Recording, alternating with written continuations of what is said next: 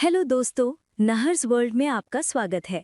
आज हम kingdom of the planet of the apps movie पर एक्सप्लेनेशन करेंगे। ये 2024 में रिलीज हुई थी। तो और देर ना करते हुए चलिए सीधे वीडियो की ओर बढ़ते हैं। सभी बंदर इंसानों की तरह एक साथ रहते हैं और एक दूसरे से बात भी कर पाते हैं। इस समय हमें नोवा से मिलवाया जाता है, जो इस फिल्म का मेन कैरेक्टर है और ट्राइब लीडर का बेटा भी है। नोवा अपने दोस्तों के साथ पहाड़ों पर चील के अंडे इकट्ठा करने जा रहा था। ये उनका एक रिवाज था, इसीलिए बंदरों के पास अपने पालतू चील थे। अब क्योंकि नोवा भी बड़ा हो गया था, इसीलिए उनके रिवाज के अनुसार उसे एक चील के अंडे की देखभाल करनी थी, जिससे एक बच्चा निकलेगा। इस बच्चे को पालने और ट्रेन करने के बाद ही वो नोवा का पालतू बनेगा। यहाँ हमें ये भी पता चलता है कि इन चील को कंट्रोल करने के लिए ये बंदर अपने मुंह से एक खास तरह की आवाज़ निकालते हैं, और इस काम में सबसे एक्सपर्ट नोवा के पिता थे, यानी यहाँ के लीडर। ये देखा जा सकता है कि नोवा अपने दोस्त के साथ नोवा को लेकर बहुत परेशान था और बेसब्री से चील के अंडे से निकलने का इंतजार कर रहा था, लेकिन किस्मत को ऐसा कुछ नहीं मंजूर था। एक रात खाने की तलाश में यहाँ आई एक इंसानी लड़की ने उनका रास्ता काट दिया और नोवा का चील चुरा लिया। नोवा उसे देख लेता है और बचने के लिए लड़की तुरंत जंगल में भाग जाती है। नोवा अपना अंडा बचाने के लिए उसका पीछा करती है और उसके बाद जो अफरा तफरी मचती है उसमें नोवा पूरी तरह टूट जाती है। वो अपने दोस्तों के साथ दूसरा अंडा ढूंढने के लिए पहाड़ों पर लौटने का फैसला करती है। इससे पहले कि वो दूसरा अंडा ले पाती, उसे पहाड़ों में अपने कबीले के 2 सदस्य घायल मिलते हैं। उनकी हालत इतनी खराब है कि वे मरने वाले हैं। नोवा उन्हें देखकर चौंक जाती है और उनसे पूछती है कि उनके साथ ऐसा किसने किया। वे बताते हैं कि वे इस हालत में दूसरे कबीले के बंदरों की वजह से हैं, जो उनकी तरह समुद्र किनारे साथ रहते हैं। ये घायल बंदर नोवा को बताते हैं कि वे शायद वैसे ही बंदर हैं जैसे हम जंगल में रहते थे। वे बंदरों से नफरत करते हैं, इसलिए वे हम पर हमला करके हमें खत्म करना चाहते हैं। वे हमारे बचे हुए बंदरों को भी गुलाम बनाने का प्लान बना रहे हैं, और जो उनके गुलाम बनने से मना करेंगे उन्हें मार दिया जाएगा। दिखाया गया है कि समुद्री बंदरों को भी जंगल के बीच में नोवा के कबीले का ठिकाना मिल गया। वे भी अपने हथियारों के साथ वहां हमला करने निकल पड़े। दूसरी तरफ नोवा भी अपने लोगों को बचाने के लिए तुरंत अपने कबीले की तरफ आया, लेकिन उसे देर हो चुकी थी। दूसरे कबीले के लोगों ने यहाँ हमला करके तबाही मचा दी। उसके पूरे कबीले ने उनके घर जला दिए। इन बंदरों ने नोवा के कबीले के लोगों को बुरी तरह पीटा और उन्हें गुलाम बना लिया। अचानक उसका ध्यान अपने पिता पर गया, जिन्हें बंदर मारने वाले थे। जाते समय नोआ अपने पिता को बचाने गया, लेकिन इन बंदरों ने उन्हें उठाकर वहां से फेंक दिया, जिसके बाद उन्होंने नोआ के पिता, जो इस कबीले के लीडर थे, को मार डाला और नोआ कुछ नहीं कर सका। लीडर की मौत के बाद यहाँ के सभी बंदरों को द सी एबिस ने गुलाम बना लिया और द सी एबिस के लीडर एप प्रॉक्सिमस के पास ले जाया गया। वो उन सभी को देखकर खुश हुआ। इस बीच नोआ की कबीले में हम देखते हैं कि उसके कुछ ही साथी बचे हैं। जब नोआ को होश आता है तो वो अपने पूरे कबीले को तबाह पाता है। उसके पिता मर चुके हैं और उसके लगभग सभी साथियों को एबिस ले जाया जा चुका है। दुखी नोआ खुद को निराशा की हालत में पाता है। वो सबसे पहले अपने पिता के अंतिम संस्कार में जाता है और उनसे वादा करता है, पिताजी, मैं आपकी मौत का बदला लूंगा। मैं आपको मारने वालों की जिंदगी खत्म कर दूंगा। मैं अपने सभी साथियों को आज़ाद करके यहाँ वापस लाऊंगा। ये मेरा आपसे वादा है। नोआ समुद्र की ओर निकल पड़ता है, जहाँ रास्ते में उसे एक और तरह का बंदर मिलता है। ये बंदर असल में एबिस से कहीं ज्यादा समझदार होते हैं। वे किताबें भी पढ़ते हैं। नोआ की किताबों के बारे में पूछने पर बंदर नोआ को बताता है कि उन्हें किताबें कहा जाता है। उनमें बहुत सारे शब्द और तस्वीरें होती हैं, जिनमें से हर एक का एक मतलब होता है। ये बंदर नोआ को बताता है कि पुराने ज़माने में सीज़र के समय में बहुत सारे बंदर थे जो इन किताबों में लिखी बातों को पढ़ और समझ सकते थे। वो नोआ से पूछता है कि सीज़र कौन है, तो बंदर उसे बताता है कि सीज़र पहला बंदर था जिसमें सोचने और समझने की काबिलियत थी, और उसी की वजह से हम इवॉल्व हुए, यानी हम में भी बदलाव आया और हम सोच समझ और बोल पा रहे हैं। सीज़र ने बंदरों से कहा कि तुम कबीलाई रूप में एक साथ रहो, मानो कि वो हमारा पहला नेता है। उसने हमसे कहा कि एक बंदर दूसरे बंदर को न मारे, वो उनका चाहे वो किसी भी प्रजाति का हो या नहीं। बातचीत के दौरान लोग अच्छे दोस्त बन जाते हैं और साथ बैठकर खाना खाते हैं। इसी बीच जिस लड़की को हमने पहले देखा था, वो फिर से नोआ के घर के पास खाने की तलाश में यहाँ आ जाती है। ये देखकर नोआ को गुस्सा आता है, इससे पहले कि वो उसके साथ कुछ बुरा करे या उसे मार डाले, यहाँ बैठा एक और बंदर नोआ को रोकता है और उससे कहता है कि हमारे लीडर सीजर इंसानों से बहुत प्यार करते थे, उन्हें देखकर हमें भी इंसानों से प्यार करना चाहिए। ये लोग इस लड़की को खाना देते हैं और यहाँ ये बंदर नोआ से कहता है कि वो इंसानों से प्यार करता है। इससे हमें पता चलता है कि एक समय था जब इंसानों में अक्ल थी, वो बात कर सकते थे और समझ सकते थे। लेकिन फिर समय बीतता गया और उन्होंने अपनी सारी अक्ल खो दी और अब वे जानवरों की तरह रहते हैं। अब जब से उन्होंने इस लड़की को पालतू बना लिया है, ये लड़की भी उनकी साथी बन जाती है। सुबह होती है और नोआ अपना सफ़र शुरू करता है, जहाँ ये लड़की और वो बंदर भी उसके साथ जाते हैं। जंगल में थोड़ा और अंदर जाने पर उन्हें और भी बहुत सारे इंसान दिखते हैं जो जंगल में खाने की तलाश में पागलों की तरह भाग रहे हैं। अचानक सी ट्राइब के बंदर आते हैं और इन लोगों पर हमला करना शुरू कर देते हैं, क्योंकि उन्हें इंसान बिल्कुल पसंद नहीं है।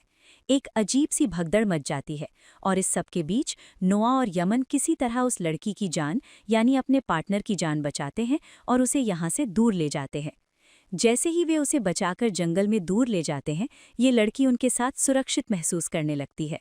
वो उनसे पहली बार बोलती है, मेरा नाम मैं हूँ। वे दोनों हैरान और चुप हो जाते हैं।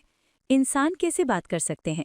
फिर मैं उन्हें बताता हूँ कि मैं दूसरे इंसानों से बहुत अलग हूँ, क्योंकि मैं बात कर सकता हूँ, मुझ में सोचने और समझने की ताकत है, मुझे कपड़े पहनना भी आता है।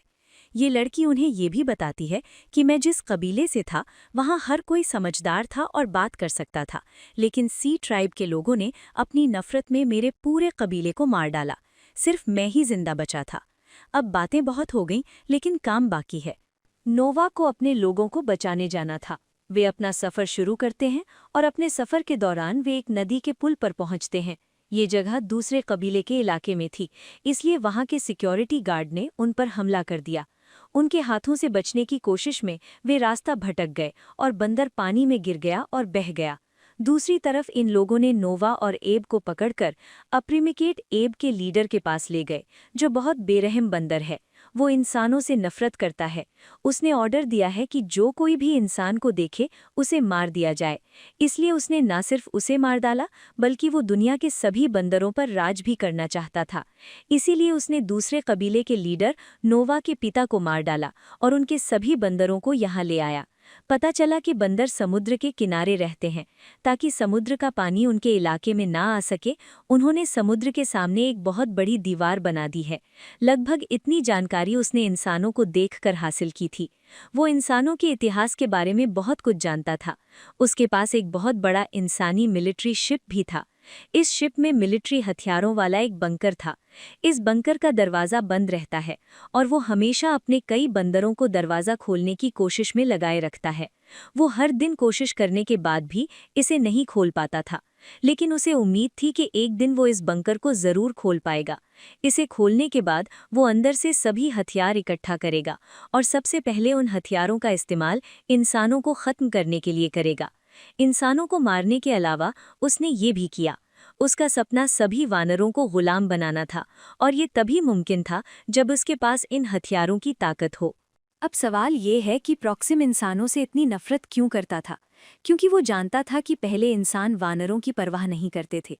वे या तो उन्हें चिड़ियाघरों में रखते थे, या उन्हें खाना खिलाते थे, या उन्हें गुलाम बनाते थे। उसे डर था कि अगर इंसानों में सोचने की ताकत वापस आ गई तो वे फिर से वानरों को गुलाम बना लेंगे।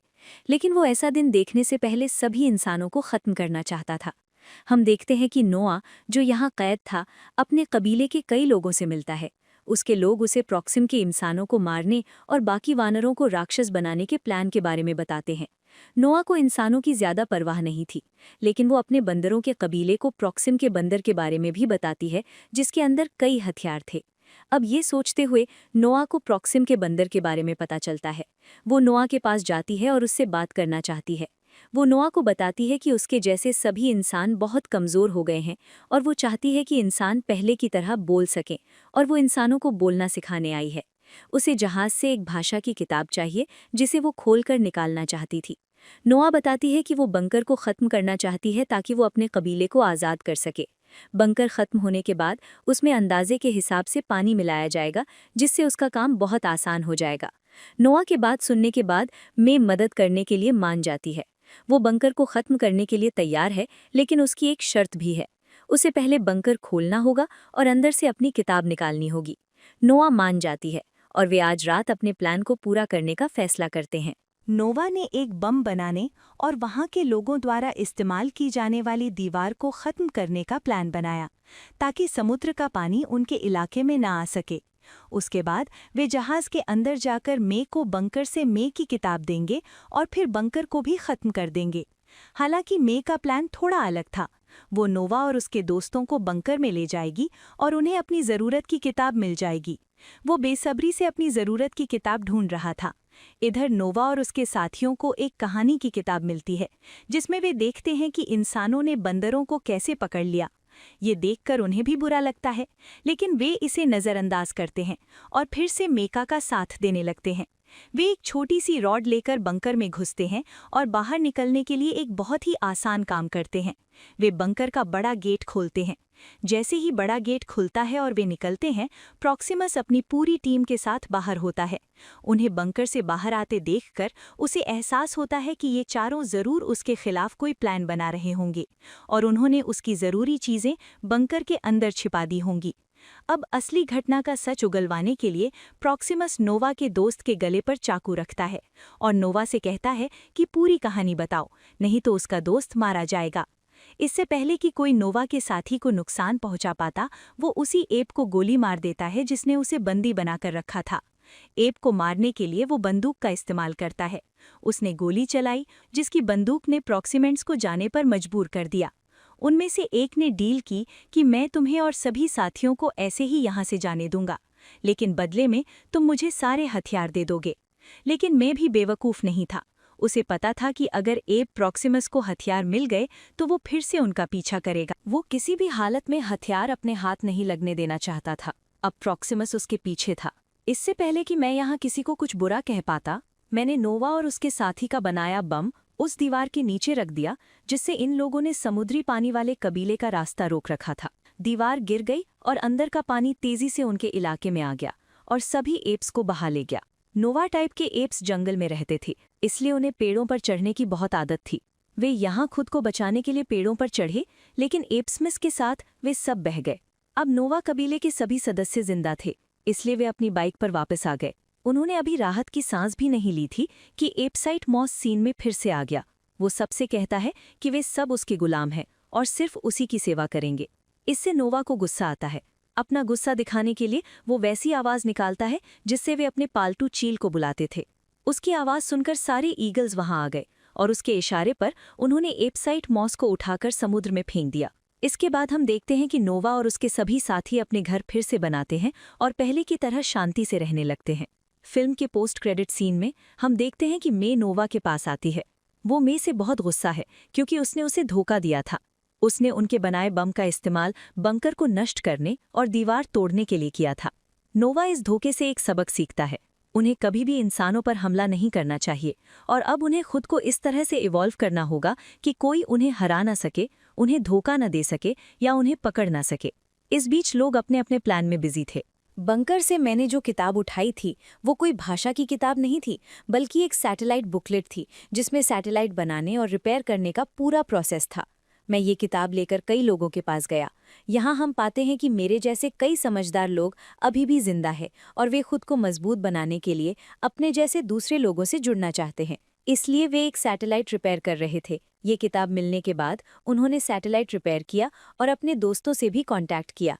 जैसे ही हमने उनसे कांटेक्ट किया, हमने पाया कि धरती पर अभी भी बहुत से ऐसे लोग हैं जिनमें बोलने, सोचने और समझने की काबिलियत है।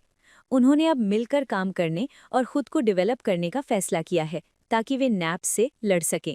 कहानी यहीं खत्म होती है। अगर आपको वीडियो पसंद आया तो प्लीज़ इसे लाइक करें, चैनल को सब्सक्राइब करें। तो मैं आपसे अगले वीडियो में मिलूंगा। इस पर नज़र रखना।